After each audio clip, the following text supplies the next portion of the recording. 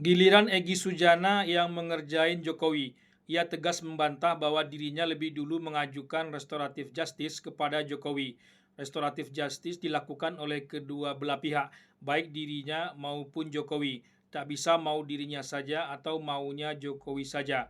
Harus timbal balik, kata Egy Sujana. RJ itu kesepakatan, nggak bisa saya mohon, nggak bisa Jokowi juga mohon. Kalau dia mohon saya nggak setuju, saya mohon dengan kan nggak jadi, gitu loh itu teorinya. Dan tidak benar kalau saya mengajukan RJ lebih dulu, tidak benar.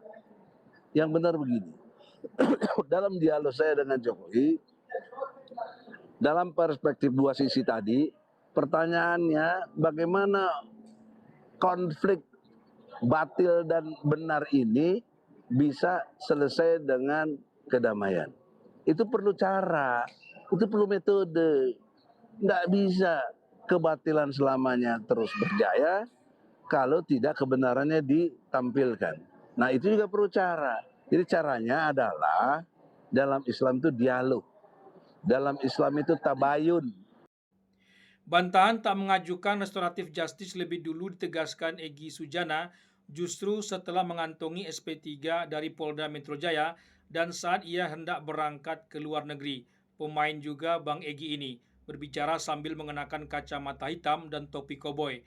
Alangkah coganya Bang Egy ini. Ia terlihat sehat-sehat saja dan tak sakit sedikit pun.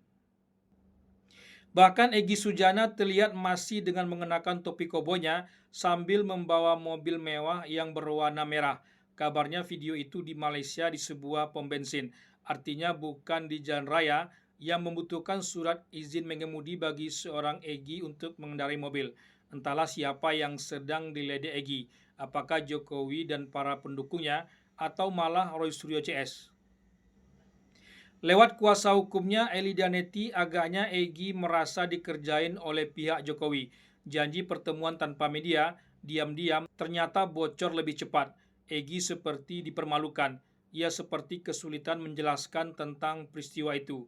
Ada benarnya juga dugaan Sugi Nur Raharja alias Gus Nur saat menanggapi pertemuan Egy Sujana Damai Harulubis dengan Jokowi itu. Pasti maunya Bang Egy diam-diam, kata Gus Nur. Tapi pihak Jokowi dianggap membocorkannya. Rugi besar pihak Jokowi kalau tak membocorkan peristiwa itu.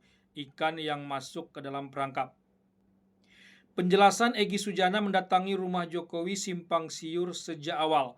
Setiap orang berbeda pula penjelasannya. Ada versi Michael Sinaga dan ada pula versi Refli Harun. Bahkan alasan seperti Musa dan Harun menemui Fir'aun pun juga dipakai.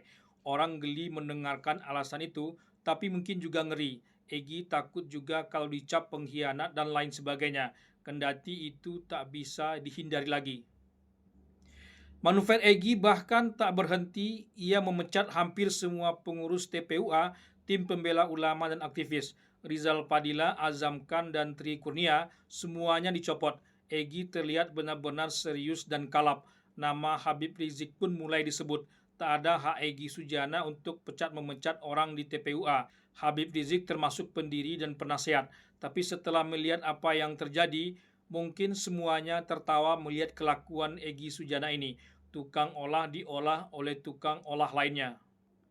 Agaknya target Egy Sujana hanya sampai pada terbitnya SP3 saja. Setelah SP3 terbit, ia seperti dada-dada kepada Jokowi sambil mengucapkan selamat tinggal.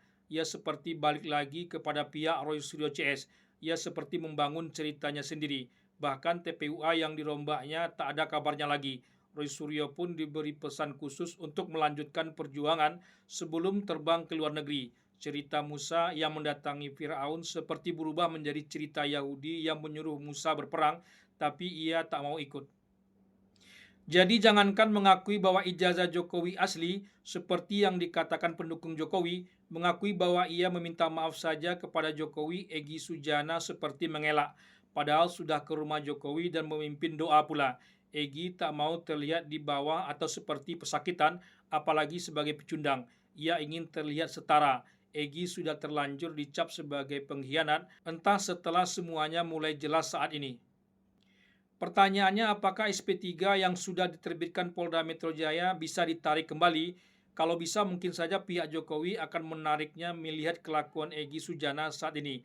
Tapi Egy tentulah bukan pengacara kemarin sore yang tak tahu apa-apa. Ia tahu semua aturan lengkap dengan celah-celahnya. Setelah selalu kalah berhadapan dengan Jokowi, apakah kali ini Egy Sujana bisa dikatakan sebagai pemenangnya? Entahlah.